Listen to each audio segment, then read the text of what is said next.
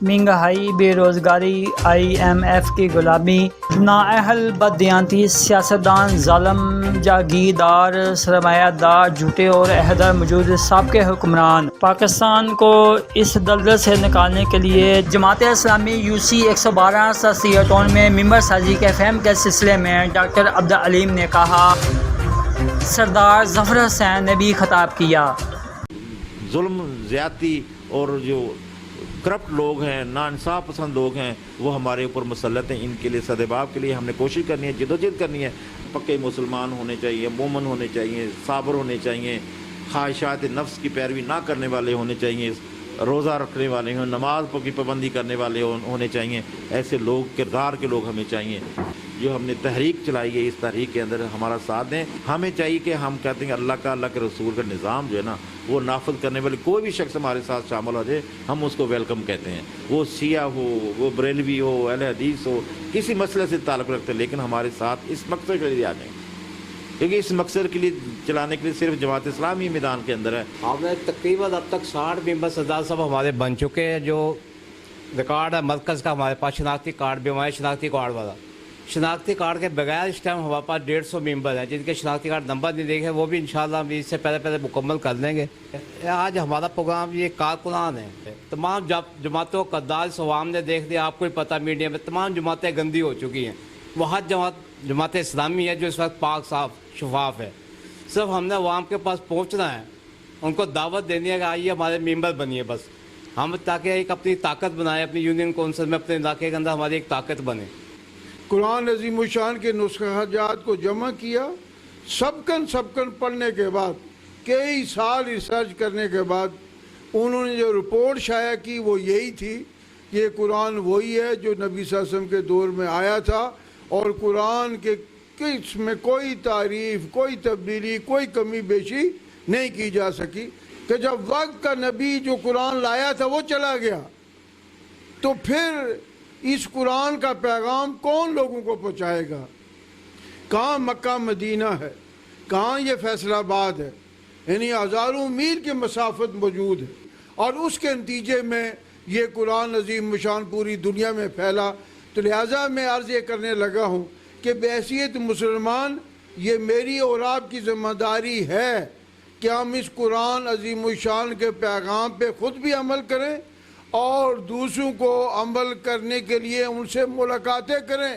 اللہ کے دین کو دوسرے بندوں تک پہنچانے کے لیے سفر کرنا، وہ چاہے گلی کے اندر سفر ہو، چاہے محلے کے اندر سفر ہو، چاہے شہر کے اندر سفر ہو، یہ سنت رسول صلی اللہ علیہ وسلم ہے کہ یہ کام اللہ نے بھی کہا کہ میں کسی قوم کی حالت کو نہیں بدلتا جب تک کہ وہ قوم خود اٹھ کر اپنی حالت بدلنے کی کوشش نہ کرے۔ صحابہ کرام نے اخلاص کی بنیاد پہ، قربانی کی بنیاد پہ، کہ جب نبی نے غزوہ تبوک کے موقع پہ سارا مال مانگا تھا تو کون لایا تھا؟ ابو بکر رضی اللہ تعالیٰ لائے تھے۔ اور جب نبی کی جان کو لانے پڑے، کس نے نبی کے ساتھ اس پر خطر اپنی جان میں مصیبت میں ڈالا؟ حضرت ابو بکر صدیق تھے۔ تو میرے دوستو، حضرت ابو بکر صدیق کا قبیلہ بھی چھوٹا، مال بھی کم، خاندانی تعلق بھی وہ نہیں جو حضرت عثمان حضرت علی کا تھا، لیکن اس کے باوجود حضرت ابو بکر صدیق کو حکمران بنا کر صحابہ کرام نے قیامت تک آنے والے لوگوں کو کہا کہ پیسے کی بنیاد پہ ووٹ دینا جرم، پیسے کی بنیاد پہ کسی کو حکمران بنانا جرم، خاندان کی بنیاد کسی کو حکمران بنانا جرم، پرہیزگاری اور تقوی کی بنیاد پہ حکمران بنانا، یہی اسلام کا بنیادی اصول ہے۔ اور الحمدللہ ہمیں فخر ہے اس بات پہ، پاکستان میں اور پوری دنیا میں واحد جماعت اسلامی ہے کہ جو اس اصول پہ چل رہی ہے، جو اس اصول پہ آج تک زندہ ہے کہ مولانا مودودی رحمۃ اللہ علیہ کے بیٹے جماعت سے اس لیے ناراض ہے کہ ہمارے باپ نے اتنی بڑی جماعت بنائی، دنیا کے لوگوں کو پیغام پہنچایا، سارے بر اعظموں میں مولانا مودودی کے نام سے آشنا، ان سے محبت کرنے والے لوگ موجود ہیں، اور ہم جماعت اسلامی کے ایک محلے کے بھی مطلب رکن نہیں ہیں، اس کے امیر نہیں ہیں۔ یہ میرے دوستوں، جماعت اسلامی کو یہ اعزاز جاتا ہے کہ انہوں نے سید مودودی کے بعد میاں طفیل محمد صاحب ہمارے فیصل آباد، یہ پھرالا گاؤں ہے ڈچ کوٹ کے ساتھ، ارائی برادری کا ان کا ساتھ تعلق تھا، اور کوئی بہت بڑے عالم دین بھی نہیں تھے، لا گریجویٹ تھے، صرف مولانا کی دعوت کو سننے کے بعد انہیں اپنی زندگی اس کے لیے وقف کر دی، وہ امیر بنے، اس کے بعد قاضی صاحب بنے، اس کے بعد سید منور حسن صاحب بنے، اس کے بعد سراج الحق صاحب بنے۔ خدا کی قسم سراج الحق صاحب کو جتنا میں جانتا ہوں، اگر یہ کسی اور پارٹی میں ہوتا تو گاؤں کا کونسلر بھی نہیں بن سکتا تھا، اس کو اٹھا کے پورے پاکستان کا اور پوری دنیا کا لیڈر بنایا۔ ہمیں فخر ہے کہ یہ واحد جماعت اسلامی ہے جو شریعت کے مطابق خاندان کی بنیاد میں ہی تقوی کی بنیاد پہ چلتی ہے۔ اور یہ سازش یہ ہوئی کہ مسلمانوں کے اندر اسلامی حکومت کے قیام کا جذبہ سرد پڑ گیا، اور اسلامی حکومت کو لوگوں نے یعنی فالتو سمجھنا شروع کر دیا، یہ تبلیغ سے خارج، یہ تلقین سے خارج، یہ لٹریچر سے خارج۔ اور اس کا نتیجہ یہ ہوا کہ انگریز بڑے ہوشیار تھے، انہوں نے کہا کہ قرآن ایک گریڈ اسٹیشن ہوتا ہے نا، جیسے گریڈ اسٹیشن میں بجلی موجود ہے، لیکن اگر سپلائی لائن نہ لگے، کھمبے نہ لگیں، تارے نہ لگیں، گھر گھر وہ تارے نہ پہنچے تو کیا خیال ہے آپ کا گھر اور میرا گھر روشن ہو سکتا ہے؟ نہیں ہو سکتا ہے۔ تو انہوں نے بڑا سوچا کہ قرآن تو گریڈ اسٹیشن ہے، اگر کی سپلائی لائن اسلامی حکومت ہے، اگر اسلامی حکومت کو مسلم معاشرے سے اٹھا لے قرآن موجود رہے گا، قرآن کا ایک ایک حرف موجود رہے گا، لیکن قرآن کے اس نظام کے تحت معاشرہ نہیں بن سکے گا۔ قرآن کے بنیاد پہ دنیا میں مسلمانوں کا یہ پورا وجاہت اور پوری شان و شوکت نہیں بحال ہو سکتی ہے۔ تو میرے دوستوں، میرے بھائیوں، انہوں نے اسلامی حکومت کو خارج کر دیا۔ اور پھر کیا ہوا؟